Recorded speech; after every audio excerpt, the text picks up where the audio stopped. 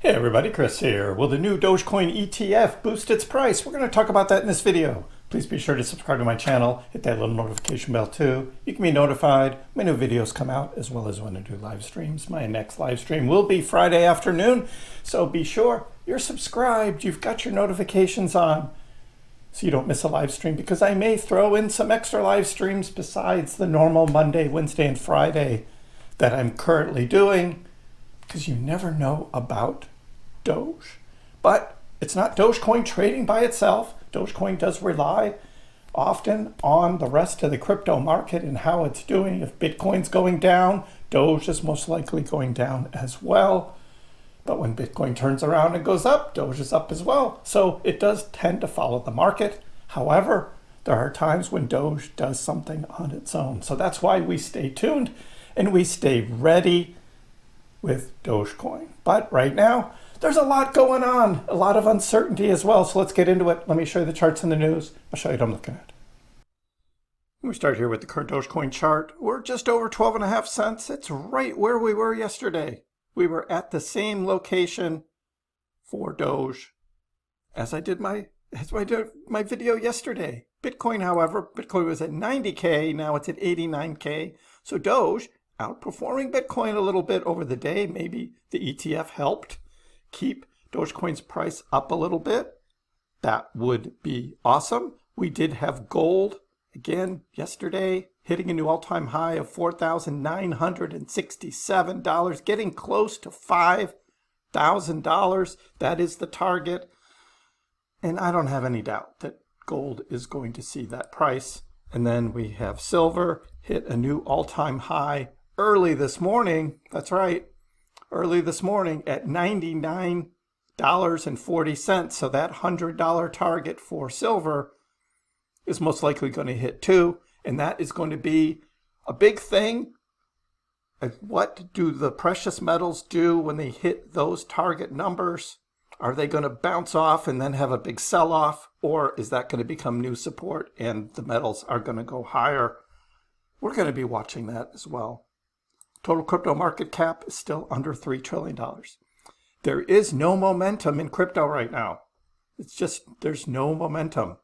So we're in a waiting mode, but there's a lot to talk about. There's a lot going on. We'll start with the ETF and Dogecoin. Yes, the 21 shares Dogecoin ETF launched on the NASDAQ under the ticker TDOG yesterday, becoming the first Doge ETF with the official backing of the Dogecoin Foundation. Now, we've talked about the Dogecoin Foundation. Some people are fans, some not so fans. I'm right in the middle because I think they're doing some good things, but they don't own Dogecoin. Just remember that, right?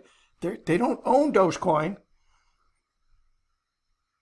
And we've seen these ETFs before. They're not doing much. They're not doing much. And we've got Mario Nofal. Dogecoin's official ETF. It is not Dogecoin's official ETF. Just want to keep things straight here. This is the corporate arm of the Dogecoin Foundation is the House of Doge in partnership with 21 Shares. They are not, again, they are not Dogecoin. I mean, they're doing good for Doge and they're promoting Doge. They're trying to grow Dogecoin adoption and all of that. But Dogecoin's official ETF, And Zena asks, look, at Grok, explain what does that mean to Dogecoin? If I have Dogecoin, am I going to be benefiting? And Grok says the TDOG ETF from 21 Shares is a regulated fund traded on NASDAQ that holds actual Dogecoin, a one-to-one backing. So if people are buying the TDOG ETF in whatever app or whatever exchange that they trade on, right, because it's like a stock, right? It's a fund. You can buy it on Robinhood. It's not the same as buying the actual Dogecoin, but many in retirement accounts and other trading platforms where they can't get crypto, they can get this fund. And then the fund, right, 21 Shares, then needs to buy the corresponding Dogecoin, the actual Dogecoin, to have in holding on a one-to-one backing. So this makes it easier for traditional investors to gain exposure without directly buying crypto. For Dogecoin, it boosts legitimacy, accessibility, and potential demand, which could increase adoption and price over time. That's right, over time. If you hold Dogecoin, you might benefit from any resulting price appreciation, but crypto is volatile. Gains aren't guaranteed. This isn't financial advice. Do your own research. Thank you, Grok. We really needed to hear that. And then as we look at how the ETFs overall for Dogecoin are doing, it's not great. It's not great. So, I mean, for the past week and a half, we've had nothing but zeros and 1 day of outflows. So nobody's buying these Dogecoin ETFs so far. Now, TDOG just entered right here. Here it is. It just entered. So it doesn't have any inflows. It doesn't have any outflows. It's stuck with the funding of the $2 million. And that is basically it. So overall, the Grayscale ETF, cumulative net inflow about 7.5 million. BWOW, right? The Bitwise one actually has a negative cumulative net inflow because they had the original funding and then they had some outflow and now it's negative. So that's not great. There isn't an appetite for this until Dogecoin starts going parabolic, the FOMO comes in, and these ETFs will be bought. So we have to wait. There's a lot going on, though, in the world, which does affect the crypto prices. The Bank of Japan holds rates. The Bitcoin and yen are unmoved. Now, there was talk that Japan was actually going to raise rates again, so that didn't happen. So that should have been a boost for the markets. And the markets just kind of went, Markets barely reacted. Bitcoin still hovering around 90K. The yen slipped slightly. Japan's 10-year yield edged higher. That's not good. That's not good if the 10-year yield is still edging higher. Many thought that this would turn that around, and it's not. So the Japanese economy isn't doing great. We've got our the next Fed, U.S. Fed, FOMC, next Wednesday. Pause. It's a pause. 95% probability that there's going to be a pause. Of course, I predicted this months ago that this is what it was going to be. And here we are, and it's still going to be a pause, which I don't think is going to do much for the markets either way. Anyway, the whole markets are just kind of in this wait and see mode. So many uncertainties about the volatility around Trump and what he says and doesn't say or change his mind and all of that, which also affects Dogecoin. So we got gold hitting new all-time highs. We got silver hitting new all-time highs. Crypto, it's not. Crypto just sitting around $3 trillion and just money rotation happens when value is ignored. There's no money rotation into crypto. It's like, oh yeah, gold is finally going to have a big sell-off. Silver is going to have a sell-off and all that money is going to rotate into Bitcoin and crypto. I don't think that's going to happen right now. That's just not happening. We also have, this change in Bitcoin, right? Following gold, right? Following gold through 2024 into 2025. And then when did it stop? When was that divergence? October 10th. It was October 10th. We keep going back to October 10th and how that changed all of crypto. And it did. That was the black swan event that turned around the crypto market. So we didn't have the October and Moonvember we were expecting at the end of the bull cycle. And so we've turned bearish. And this shows it. This doesn't mean that Bitcoin will follow soon.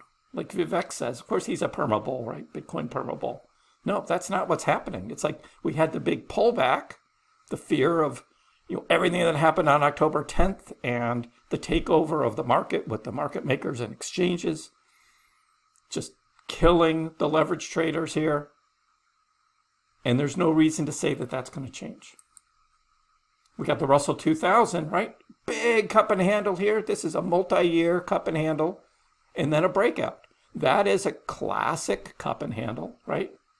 So bullish signal for altcoins, right? There was always this thing, right? Well, the Russell 2000 is going to go up. We're going to have altcoins going up.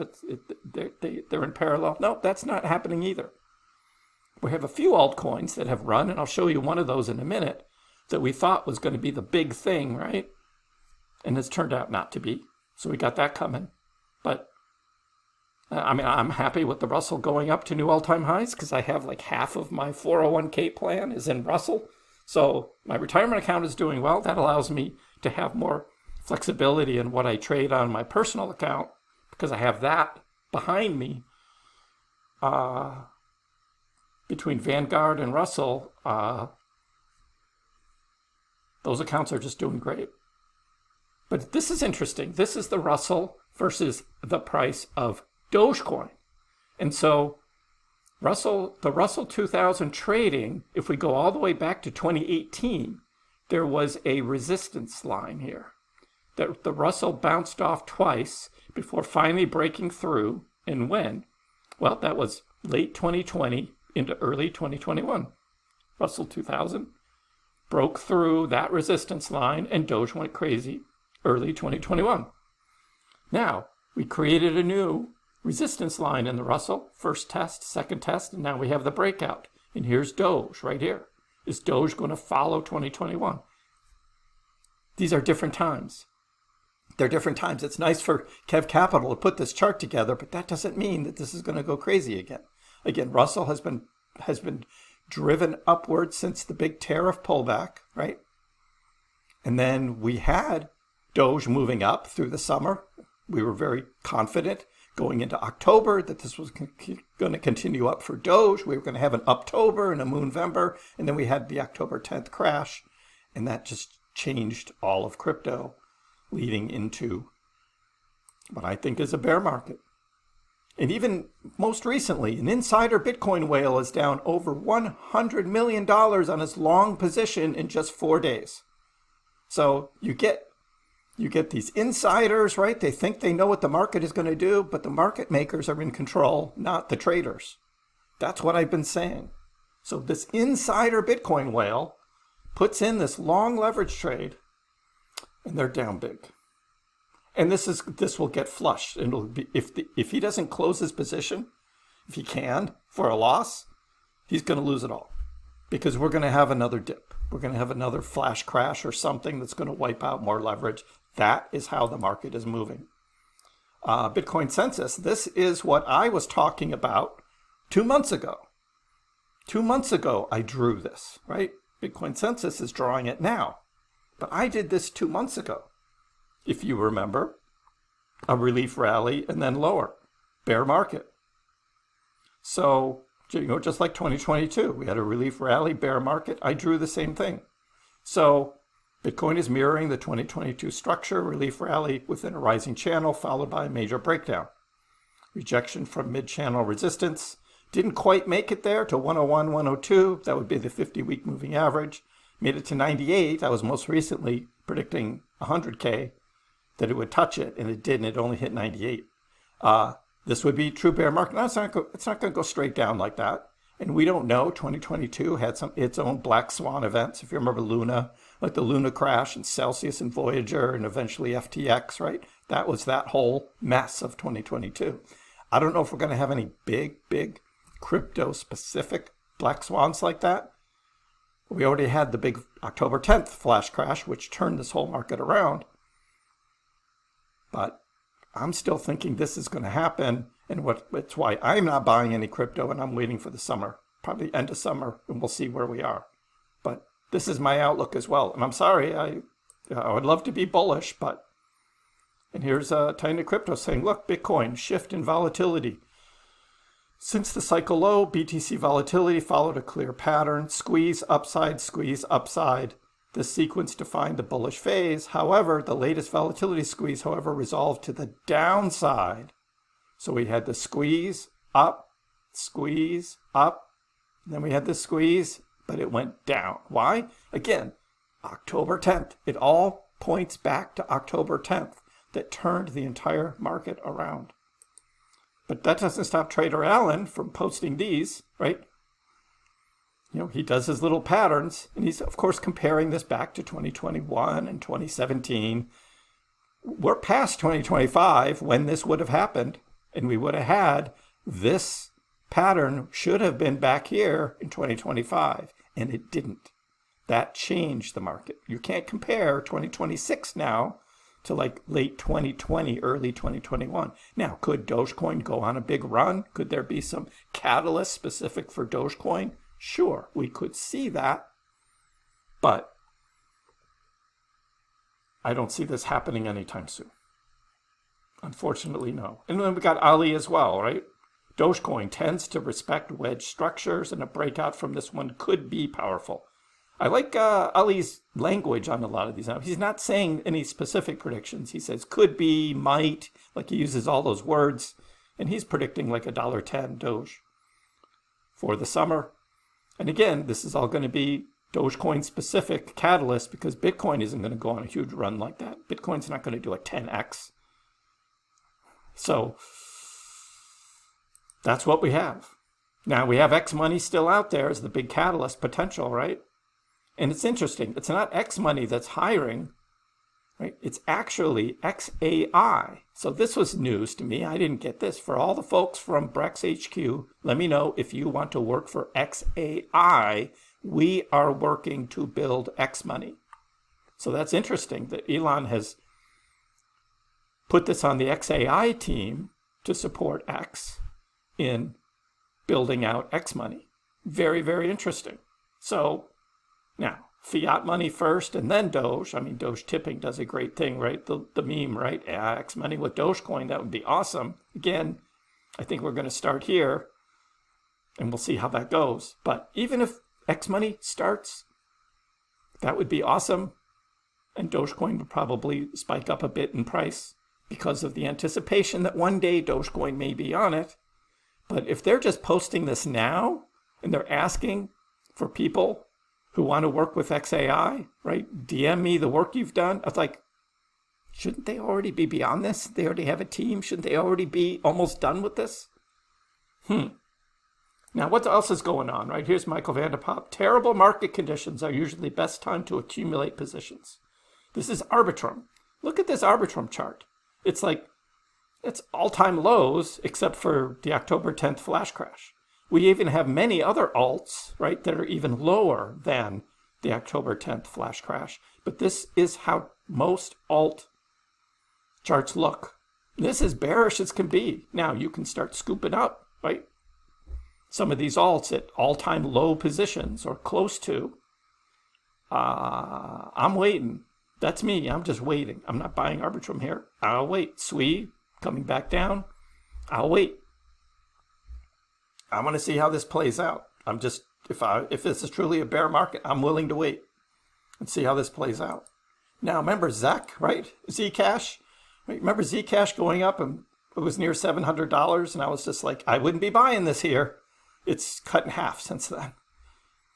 The price has been cut in half. It went down below 350 and it was at 700. And I was like, yeah, I wouldn't be buying that. And people were all running into Zcash, right? Thinking this was the great thing, right? But that's crypto, right? Especially with alts. They get totally overbought and then they have big sell-offs. So that's a tough one. That's a tough one. So be careful out there with trading right now. We're going to follow up with this discussion during my live stream. Make sure that you join in on the live. Ask any questions, particularly about any particular alts. We can look at different charts and we can see how they compare to Dogecoin. I think Dogecoin not looking like that Arbitrum chart actually is good for Doge, right? It's holding up much better than a lot of those lower liquidity alts. So that's good for Doge, being able to be held up at this level. And we'll see whether that continues. Let me know in the comments below. What do you think about the Dogecoin ETF and its price structure? Give the video a like if you haven't already. Please subscribe to my channel. I appreciate the support. We'll see you next time.